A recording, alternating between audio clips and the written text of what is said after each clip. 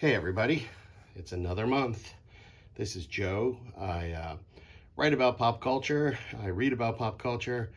I've been accused of having an encyclopedic knowledge of pop culture. I go to a lot of fan events, a lot of conventions. I've written articles about comics, and I've written comics and some novels. So I've been challenged a while ago, and now I keep going because people seem to like them, to open these Geek Boxes that I buy from Bam Box and see what I can tell you about the contents. So if you bought this box, great for you. I'll tell you hopefully about some of the items in it and some of the franchises. If you didn't buy this box, you can see what's in it and then decide later whether or not you want to buy them online, because I'm sure they'll be available. I don't usually get stumped on the monthly boxes, but I have been known to be stumped before, so there's always the benefit of that. Unlike the mystery boxes or mega boxes I've been doing, these we should be able to tell whether I'm right, because they should have a card in there that says it. Alrighty, let's start. We've opened the box. First, we have the Bam paper. Bam paper is always happy. It's always good to start. Oh, that's kind of cool. So the first item in the box is obviously from Back to the Future. It looks like, I'll put it together first so you can see it. It appears to be a series of matchbooks from the Back to the Future franchise of Biff. His name was Buford Howard Tannen. I think it's funny that they picked matchbooks, because if you'll recall, for when they go to the Biff Museum in Back to the Future 3, the sign says something like smoking is encouraged or smoking is required. All right, so what do I know about this? I know that make like a tree and leave was actually ad-libbed. I also know that the actor who played Biff Tannen, whose name I'm thinking about it, is Tom Wilson. Tom Wilson would later go on and be Legends of Tomorrow, where he played Steele's father. And he said, "Why don't you make like a tree?" Oh, you know, I said the line wrong. It's "Why don't you make like a tree and get out of here," is the line from Back to the Future, based on "make like a tree and leave," which is the real saying. So in Legends of Tomorrow, he says, "Why don't you make like a tree and leave?" And then it's the son says, I don't think that that's how that goes, you know, because it's a nod to Back to the Future. I'm trying to think, what can I tell you about Back to the Future? I know that Tom Wilson said on an anniversary panel that he always gets the same questions about Back to the Future. So for a while, he was just carrying an index card. And when people are like, "Oh my God, I love you, Biff Tannen," he would just hand them the index card and have them read it.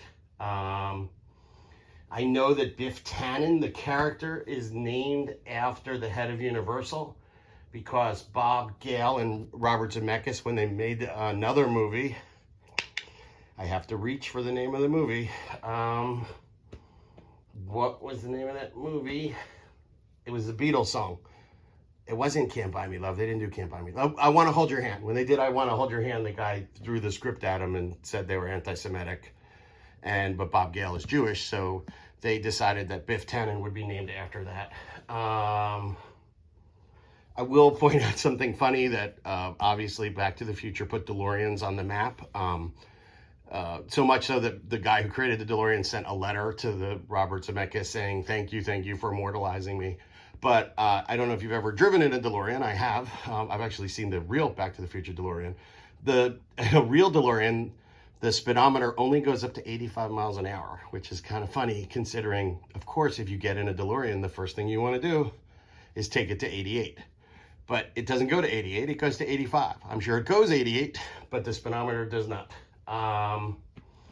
What else can I tell you about this? Let's think. I know the town in Back to the Future, Hill Valley, was also the town in Gremlins. And I'm pretty sure there's a nod to this because Doc Brown has a Gremlins notebook, which was also Steven Spielberg. Let me think. Marty McFly was originally going to be Ralph Macchio, the Karate Kid, but then he was also by another actor who didn't work out well. But the reason I mentioned Ralph Macchio is Elizabeth Shue. It would have been a reunion from Karate Kid, because they'd been together in that, and then they would have been together in Back to the Future. I'm trying to think. Biff calls him a butthead. That's also improvised. I think the actor said he improvised it.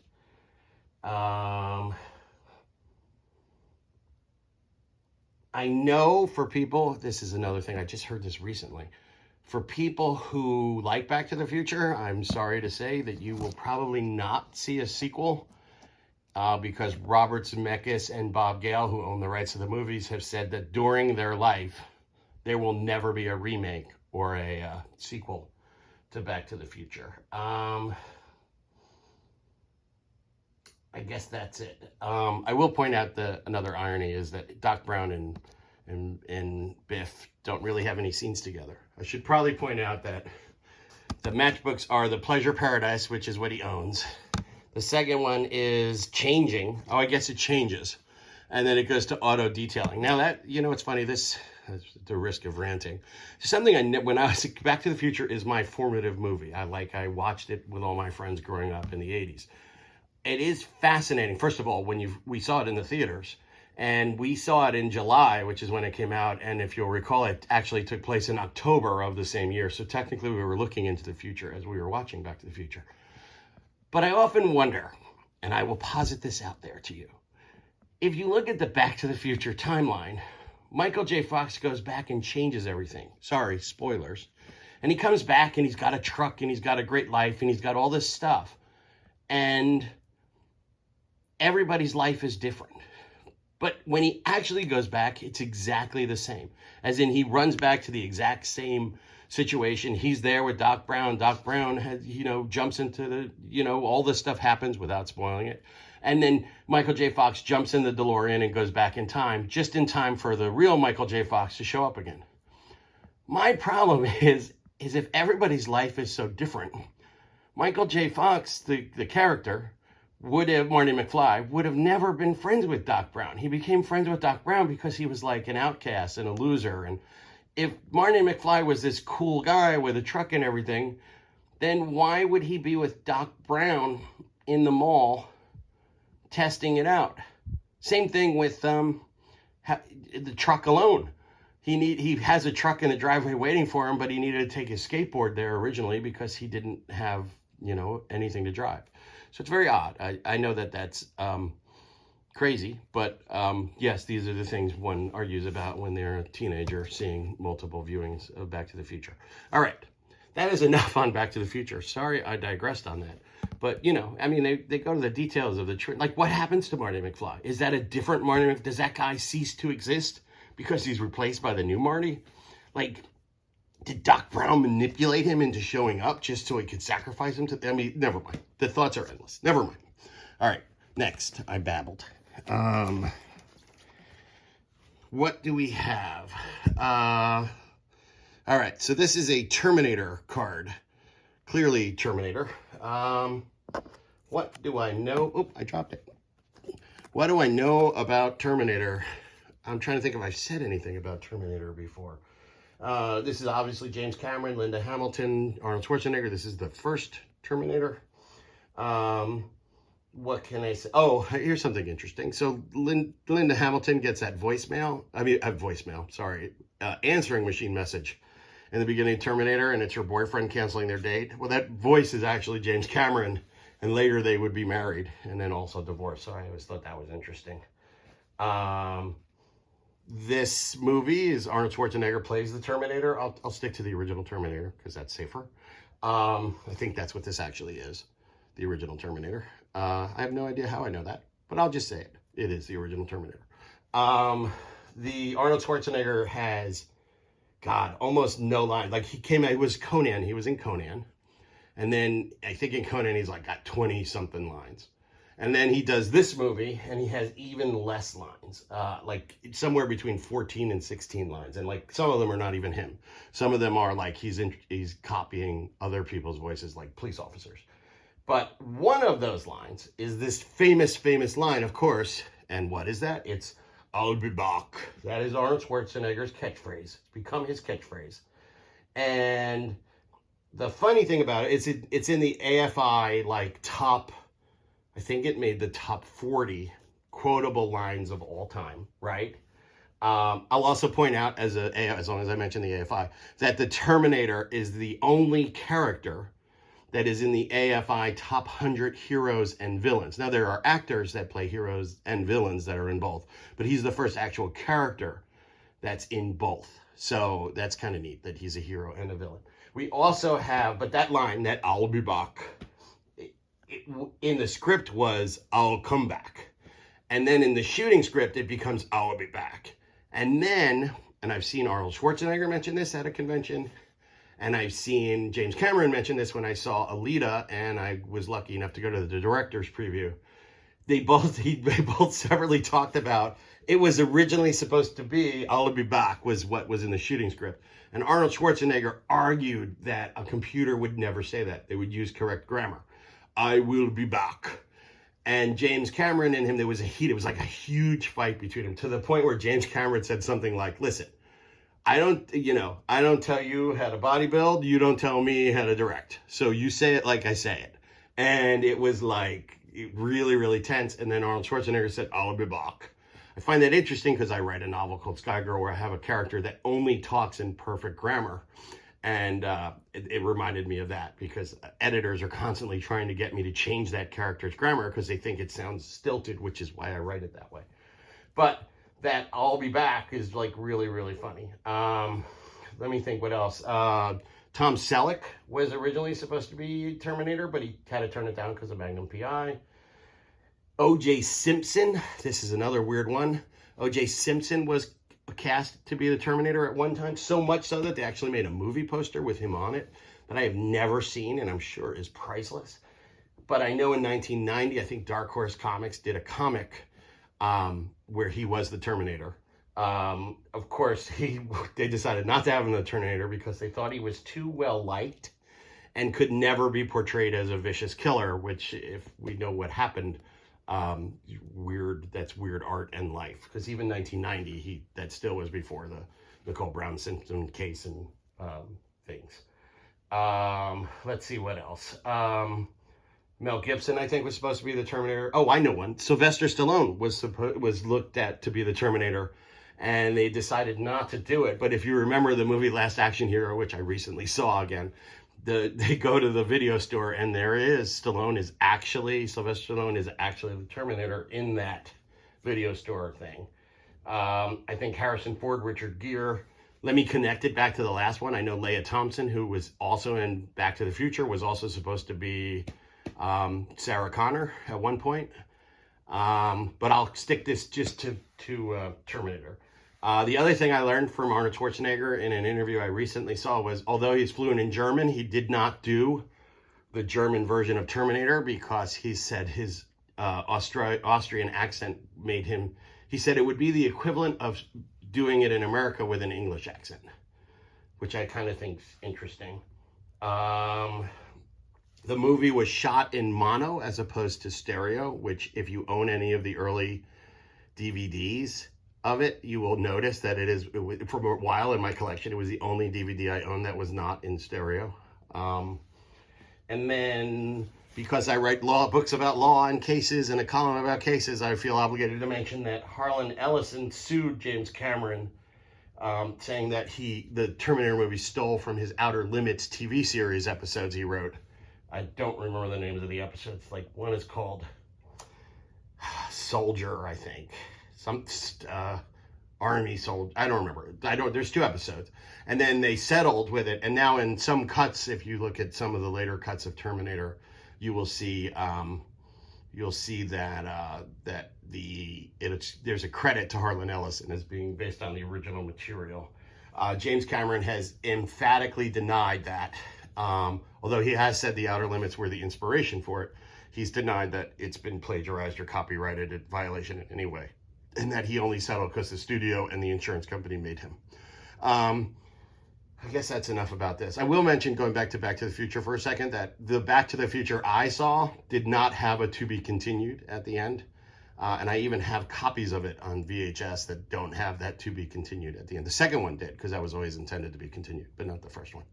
All right, I think that's all I have. I do know that Terminator, James Cameron was talking about it was like almost an art film, the budget. Like they could only do one take when somebody breaks a windshield because they couldn't afford to have a second windshield. And like there's a scene where they're in the fog, and that's actually bug spray because they were fumigating. And then James Cameron said, "All right, quick, everybody film. There's smog." So it's neat. All right, that's all I got for that. All right, let's keep going. Oh, why are there 2 pins? All right, I'm gonna look to see why there were 2 pins. Maybe I got a bonus. Oh, I did, and they're both from the same thing. So this is Catwoman and the Penguin from Batman Returns. Wow, that's funny. I actually just finished a book. Well, I didn't just finish it. I read it during quarantine. It's like The Ride of Nerd Culture, but I think it's called The Cape Crusader. And it's the rise of nerd culture. What it does is it talks about the history of Batman as reflecting the rise of geek culture. And it has a hilarious line about how his grandfather used to collect coal from falling off the side of trucks to feed his family when he was his age. And he was waiting in line in San Diego to buy a limited edition Batmobile. And what would the ghost of his grandfather think of him? But I learned all about this movie. So what do I know about this movie? I know that this was the first movie to be shot in Dolby Digital. It wasn't called Dolby Digital now, but it's called Dolby Digital now. Batman doesn't wear boots in this movie. I think he wears Air Jordans, which I think is kind of funny, and that's what connects to the suit. I know, and it's weird because I normally don't remember writers of movie scripts, but Sam Hamm, I know, wrote the original Batman comic and script, and Tim Burton didn't really like it.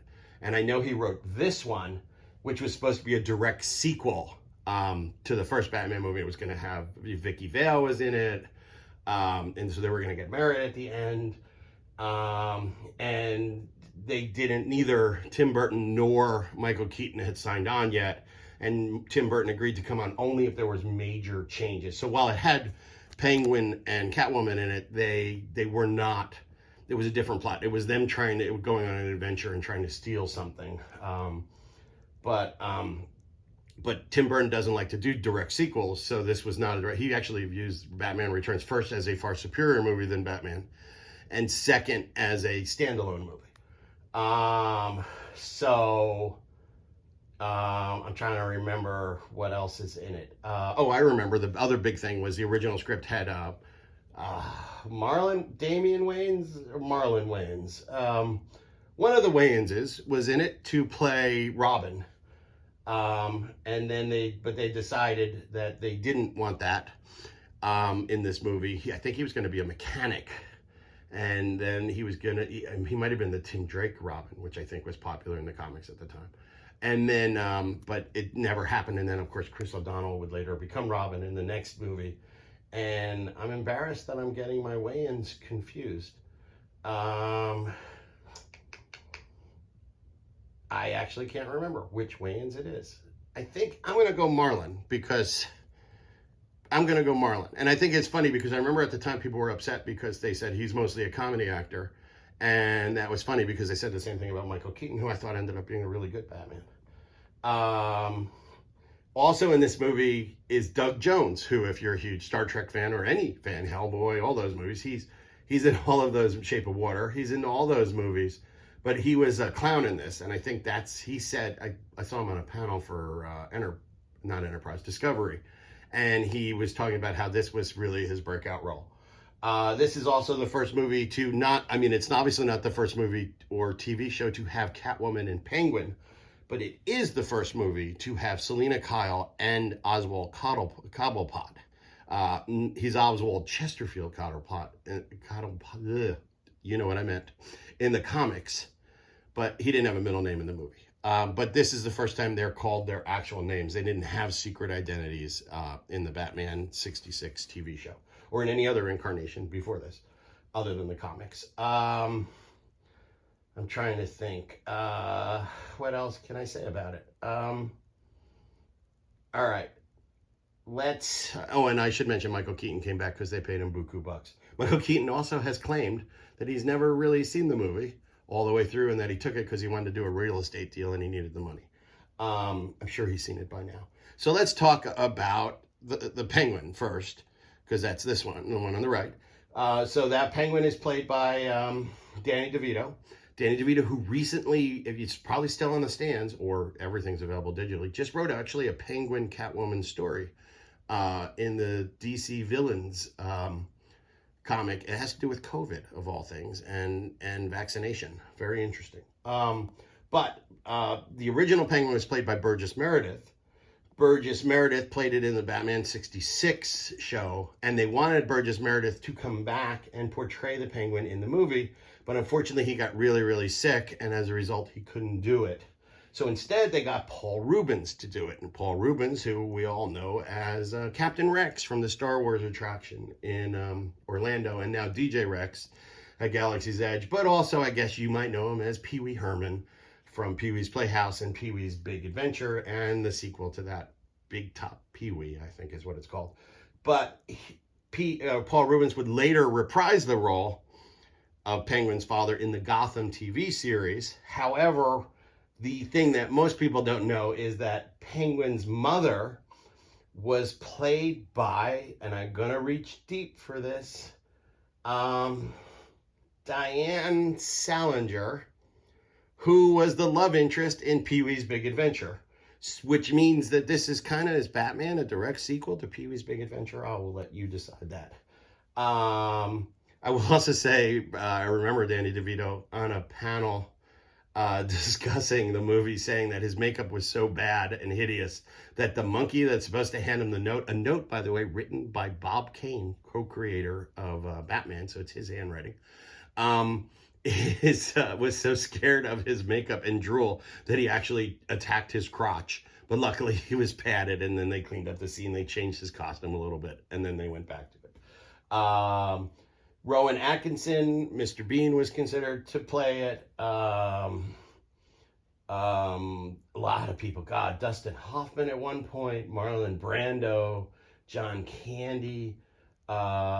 Christopher Lloyd from Back to the Future. Let me loop it back. He was supposed to play the Penguin. I guess that's, I will say Danny DeVito, and this is here for both of them.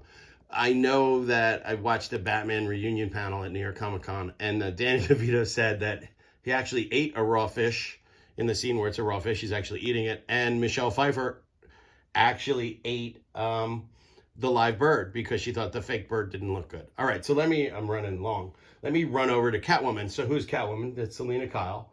It was going to be Sigourney Weaver at one point. Jodie Foster, Meryl Streep, and then they all lost out to, I remember it was Brooke Shields also, and Gina Davis, and God, wouldn't that have been different movies?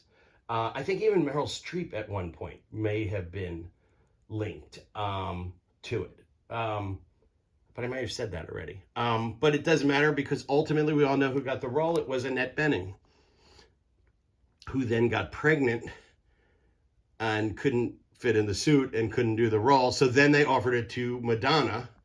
Really weird because Annette Bening got pregnant from Warren Beatty, who then went to Madonna after her. And then Catwoman went to Madonna, who then turned it down. And then Michelle Pfeiffer got it.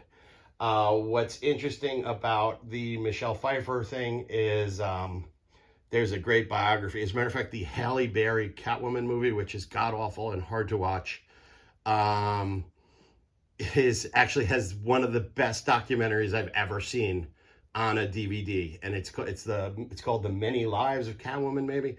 And in that, it had Michelle Pfeiffer talking about her costume and how tight it was. She actually was vacuum sealed into the costume, which meant that they could only film for a little while before she would pass out. That probably explains that. When I would later see her on a panel, they asked her if she would ever try to put on the costume again, and she was like, she never wants to see that thing ever again as long as she will. I also remember Tim Burton saying at a separate show that because the costume was so tight, she couldn't hear in it, and as a result, one of the things he constantly had to tell her was to lower her voice because she seemed to be screaming all of her lines. Let me think. I do also find it funny, I guess maybe not funny, ironic, that in this Christopher Walken plays the character who is her antagonist in this, and where she's the submissive little secretary and he's the bossy boss, and then eventually it ends up the way it ends up. Later they would do Hairspray together, and she would be the bossy boss and he would be the submissive little shop owner. So it's a weird role reversal. One other thing about this that's a personal connection for this movie is I know that the sets, my hands are getting tired holding these. I know that the sets were so big that they took up 50% of the Warner Brothers lot. But I actually got to visit the sets, but not on the lot. Later on, they would be split up and they'd be used. And in Vegas, there was a restaurant, and it was in, oh God, what's the one that's the pyramid? Maybe it's, no, I think it was actually, I don't think it's the pyramid. I think it's the Venetian. I think it was in the Venetian. So in the Venetian, they had a restaurant at the time, and it was called Stage 16, because that's the largest Warner Brothers stage lot. But what they had done was the restaurant was nothing but old movie sets. So they had like an Ocean's 11 set, which was the not the new Ocean's 11, it was the original Frank Sinatra one. They had like the bar from Casablanca was the bar, and Gotham City. So of course I ate in Gotham City. And so that was really, really neat. It's a shame. I think I ate there in 99 or 2000 when it first opened, but it is long since gone. I really thought that was a great idea for a restaurant chain, but it didn't work. Sorry. All right, I've really talked enough about this. So here we go. Next. I don't see, all right. Okay. Well, it's Firefly Serenity, Firefly. What can I say about this? I love Alan Tudyk. But Alan Tudyk, I met him a couple times. He's awesome. He is in almost every new Disney movie. He always has a role, including in Encanto. He plays the parrot. He plays them all. He's the good luck charm. And I remember at San Diego Comic-Con, it was really great because he was on stage talking about how he was Disney's good luck charm because no one had done more cameos than him. And of course, Ratzenberg comes out, John Ratzenberg, who is the golden boy of Pixar with every cameo. And they out cameoed each other. And at that time, Ratzenberg won, but I think Tudyk may have him edged out now because he's done the last 3 or 4 Disney movies in a row. Firefly, of course, had Marina Baccarin, who's, in my mind, she's the queen of geek. I love her. God, what is she? She's Black Canary in the JLU. She was in Stargate. She's in this. She's in V. She was Talia in Batman. She's Deadpool. She played Leslie Tompkins in Batman. And she plays the voice of Gideon in Flash. So, like, just name it. She's in it. She needs, like, a Star Trek and a Star Wars just to complete it. Nathan Fillion was the lead. He's clearly not the king of media, of sci-fi, but he's certainly a prince. What did he have? He was Firefly. He played, oh God, was that guy's name Gideon too in Buffy? Whatever. He played the preacher in Buffy. He was in Green Lantern in a bunch of things, including, I find amusing, he's also a Green Lantern in the Robot Chicken episodes. So it shows he has a great sense of humor. He's in Guardians of the Galaxy, Suicide Squad, Percy Jackson, Gravity Falls. Oh God, what else was he? Captain Hammer in that Joss Whedon Dr. Horrible's sing-along, right? Is that what that was called?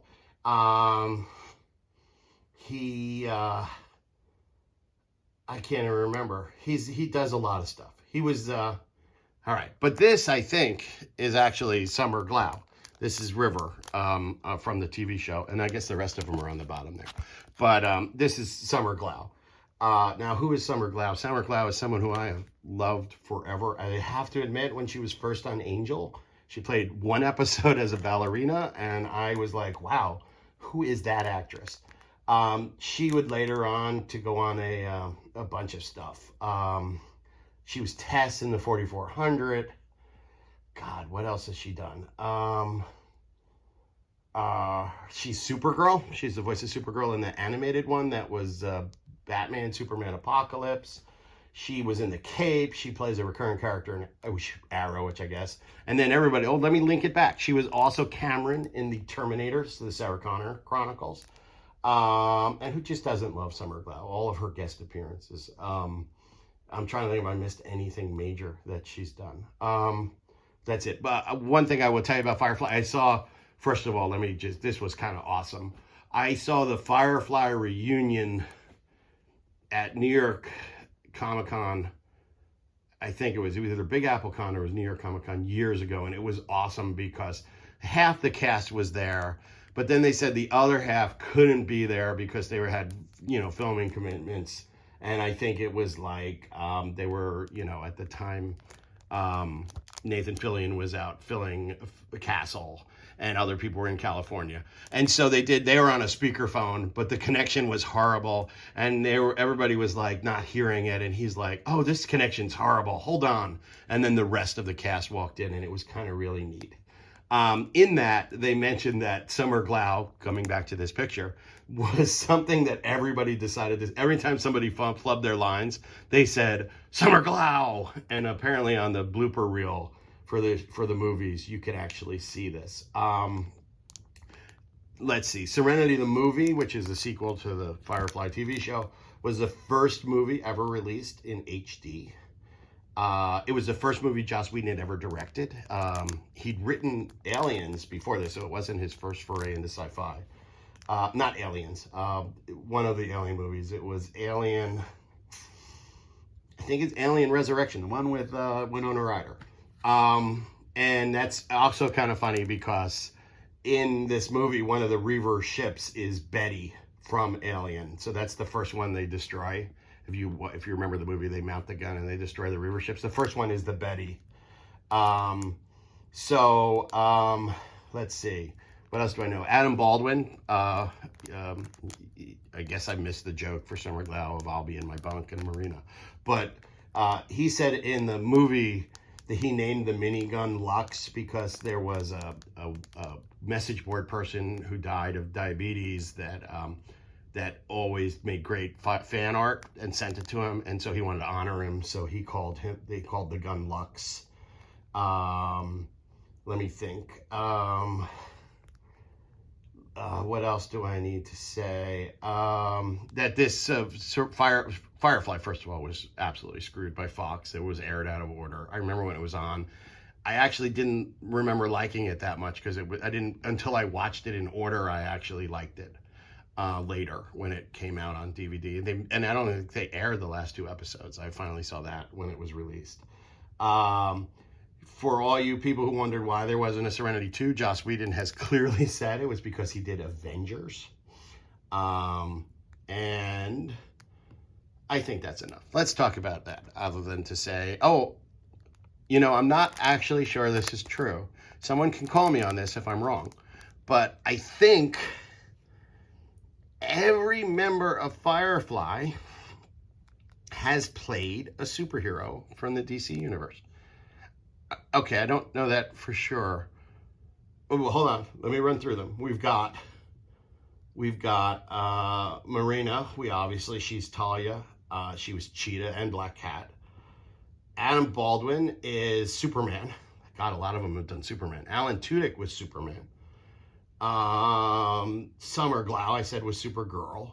Nathan Fillion, I said, was Green Lantern over and over and over again. I also think he may have been a Superman too. I could be wrong about that. Ron Glass was on I guess he wasn't a superhero, but I know he was regularly on Superman the Animated Series. Am I missing anybody? Who else am I missing? Let me look at the picture. Oh, Torres. What's her first name? Gina Torres. She's Wonder Woman. She's Vixen. And I think she's Superwoman in the Earth 2 one where they cross over. Earth 3 one where they cross over. Is that everybody? Oh, Jewel State. All right, I'm changing my answer. Everyone except Jewel State has been in the DC universe as an animated voice. All right. Whew, that hurts. I'm sure I forgot some really important things like, you know, how to breathe or cut my food because I pulled that out. All right, last one.